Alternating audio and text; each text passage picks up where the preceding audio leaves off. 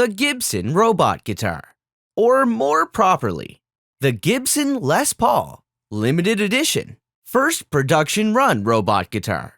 At the time, it was touted by Gibson as the biggest advance in electric guitar design in more than 70 years.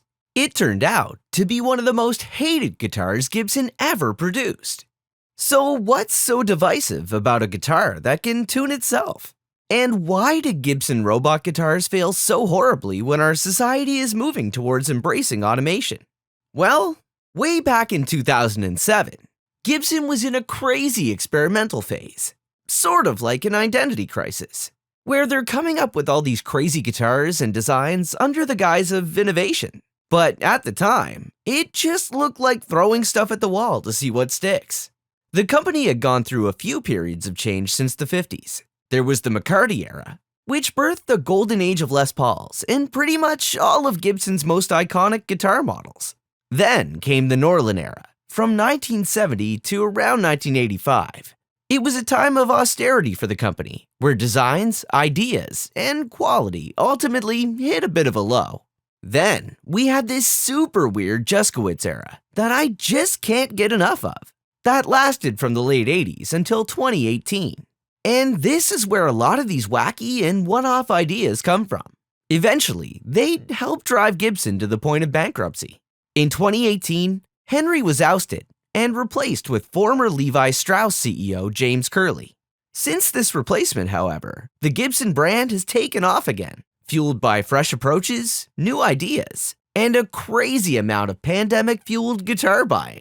So, many a flop arose from the Juskowitz era, and this Les Paul robot guitar is no exception. Henry was fascinated with robot technology and was always trying to make innovations in what he considered a stale guitar market. Now, ironically, the spirit of what he was trying to do here was right, and it's even how Gibson has found new success in 2020 and beyond, via innovations like the Gibson Mod Shop, creating the Modern Collection, Murphy Labs, and opening the Gibson Garage.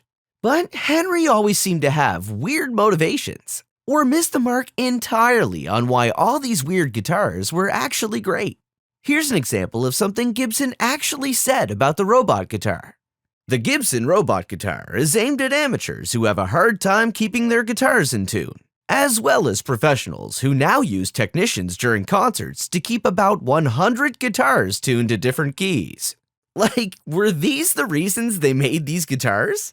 So, right out of the gate, they're aiming this guitar at either A, beginners who can't or won't already use a guitar tuner, or B, touring professionals that need 100 plus guitars for every show. I think they missed the point of their own creation. What do we use and rely on robots for anyway? Doing boring, time-consuming, or sometimes even ultra-skilled stuff we don't want to do ourselves, right? We may know how to do it, but a robot can do it perfectly and effortlessly every time. In fact, the best feature of these guitars is the computer-controlled automatic intonation mode, something even a skilled human could have difficulties with. There is no guesswork, only robot. Also, what bands are using 100 different guitars a night on the road? Honestly, I want to know. And the counter-argument by traditional guitarists was also similarly a bit off the mark, often echoing things like, "Hey brah, with stuff like this, tuning is gonna be a lost skill." And, "Any guitarist that calls themselves a guitarist should know how to tune a guitar like a guitarist," or something. Right. Is vacuuming really a lost skill? That's something you definitely know how to do, but you don't necessarily need to, because they've got robots for that. If only both sides had any idea just how automated the next couple decades were going to be anyway.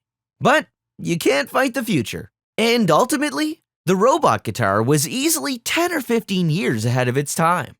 The idea of introducing a robot to do something a human can has almost always been met with speculation, fear, and anxiety. Now, this application has a lot lighter stakes, but it's no exception to that rule. Maybe an unpopular opinion, but I think if Gibson introduced the first self-tuning robot guitar in 2022, people would be like, "Oh, yes, probably about time you did something like that. That's cute." and it would just be another little run of collectible guitars that either went unnoticed or found its niche, instead of the albatross that the term Gibson Robot Guitar immediately conjures up for most Gibson enthusiasts. Now, back to the one that really started the hype. The 2007 Gibson Les Paul Robot Guitar, limited edition, first production run. The original Gibson Robot Guitar. On December 7th, 2007, 4,000 limited edition blue silver burst Gibson Les Paul Robot Guitars were shipped to selected dealers around the world with a price tag of $2,500 USD. Gibson has stated that they'll never use this finish on any other guitars, and even issued them with a special case and a certificate of authenticity, permanently cementing the fact that this was a collectible release at the time. Not to mention, this first edition guitar has some weird specs, like neck and headstock binding with an unbound body, and mother-of-pearl inlays not normally found on this level of Les Paul Studio. It makes it a bit of an odd duck. Normally, a limited run at Gibson is something like 400 guitars. Well, they amped that amount by 10 times and released it worldwide simultaneously to huge fanfare. Quickly after release, they were sold out. And pretty quickly after they were sold out, 25% of people immediately had their limited edition Gibson Robot Guitar de-roboted and turned into a normal version of a Gibson Les Paul. Even robot guitar haters were buying these things just to convert them into normal Les Pauls. So let's say maybe 25% more people have done this to their robots over the past 15 years. Honestly, I'd guess it's probably more. People really hated these things. And then we'll say that 25% beyond that have been modified well beyond being able to be returned to stock, or have been destroyed or are beyond repair. So around 50% are probably no longer functioning robots, and 25% are likely destroyed or unplayable by now. I will note that the Tronicle brand tuning system in these are definitely hit or miss depending on how the guitar has been treated. I've seen some that have seized up. The batteries usually need to be replaced. The computer stops responding.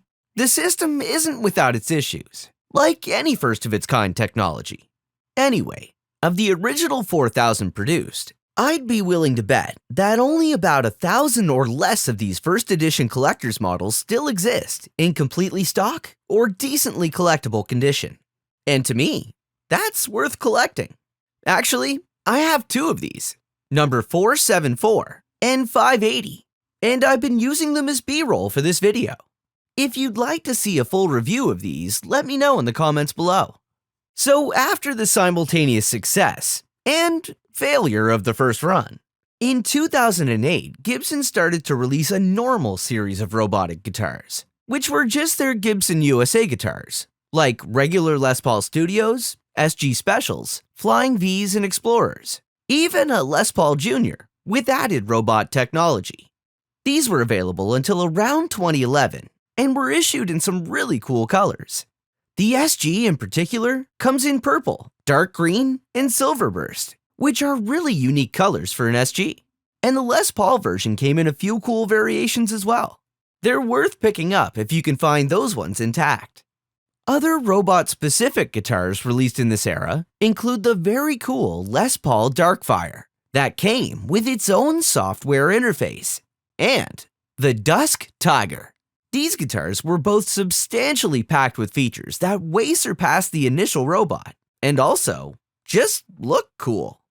Then there's the Firebird X and its amazing technology, which later had hundreds of its very sophisticated and expensive models destroyed by an excavator as part of Gibson's debt restructuring agreement.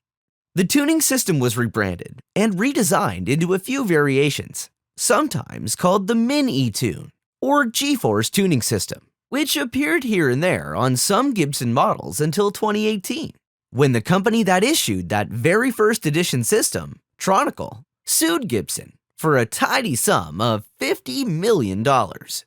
There's lots of hate out there for these Gibson robot guitars. Some of it deserved, but most of it unwarranted. These things are quirky and cool, and ultimately, just another 2000s era wacky Gibson idea that never really gained any traction. This has definitely been a PSA on robot guitar appreciation. Not gonna lie, I'm on a bit of a crusade to promote robot guitar awareness. But truthfully, they're a work of art, technology, and definitely a thing of beauty. So, find them, collect them, appreciate and preserve them. For my friends, a great many things eventually come back around in popularity. Want to see more Gibson-themed videos? Check this one out. Or subscribe to the channel and never miss an upload. Catch you next time.